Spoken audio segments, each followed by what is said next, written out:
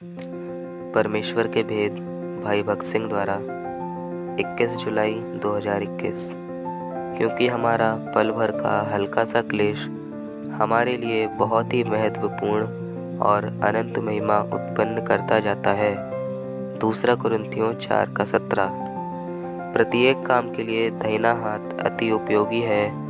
बहुत कम लोग बाएं हाथ का उपयोग करते हैं। इसलिए जब याकूब ने मेरे दाहिने हाथ का पुत्र अथवा मेरे सामर्थ का पुत्र ऐसा नाम दिया, तब इसका मतलब था कि जिस दुख से बिन्यामीन जन्म लिया था उसके द्वारा अंत में उसे अधिक बल एवं अधिक आनंद प्राप्त होगा।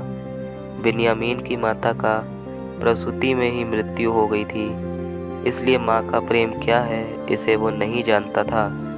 परंतु बिन्यामीन के कारण ही आगे चलकर यूसुफ की कृपा उसके भाइयों पर हुई। उसके भाई यूसुफ से डहा करते थे, परंतु बिन्यामीन को देखते ही यूसुफ का मन पिघल गया और उसने अपने भाइयों को केवल क्षमा ही नहीं किया बल्कि उनको उपहार भी दिया। इसी रीति से जो दुख हमारे ऊपर परमेश्वर के दाहिने हाथ से आते हैं, उसी के विषय में बिन्यामीन यहाँ कह रहा है, दुख एक मूल्यवान एवं अमूल्य अनुभव है जो हमें परमेश्वर के समीप लाता है और उसकी सामर्थ का उपयोग करने का आनंद हमें देता है। प्रभु हमें ऐसे अत्यंत भारी दुख के अनुभव में होकर ले जाए कि उस दुख के द्वारा स्वर्गीय अनुग्रह को हम प्राप्त कर सकें। हमने अनेक घटनाएं देखी हैं जिसमें परमेश्वर के सेवकों को छोटी उम्र में ही महिमा में बुला लिया गया। प्रेरितों के कार्य में हम पढ़ते हैं कि युवावस्था में स्तिफनुस को पत्थर वहा करके मार डाला गया। तब तरसुस का शाऊल गवाह और सहायक रहा। चमकते हुए चेहरे से स्तिफनुस ने जब कहा कि हे प्रभु, यह पाप उन पर मत लगा, तब जो दृश्य उसने देखा उसे वो कभी भी भूल नहीं सका। आगे चलकर पौलुस ने खुद मसीह की खातिर अनेक दुख उठाए।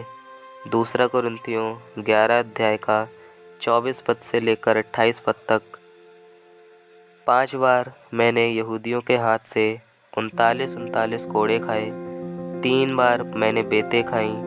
1 बार मुझ पर पथराव किया गया। 3 बार जहाज जिन पर मैं चढ़ा था टूट गए। 1 रात दिन मैंने समुद्र में काटा। मैं बार बार यात्राओं में, नदियों के जोखिमों में, डाकुओं के जोखिमों में, अपने जाति वालों से जोखिमों में, अन्य जातियों से जोखिमों में, नगरों के जोखिमों में, जंगल के जोखिमों में, समुद्र के जोखिमों में, झूठे भाइयों के बीच जोखिमों में रहा।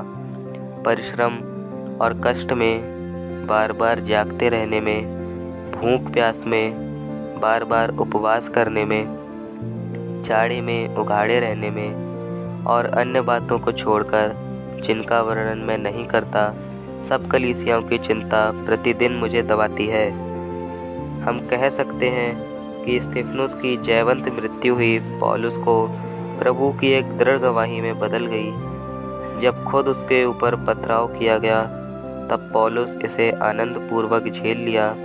इसी प्रकार से यीशु के पवित्र लोगों के दुख सहने और मृत्यु द्वारा यीशु ने अनेक लोगों को उद्धार एवं अन्य आशीषों को दिया है।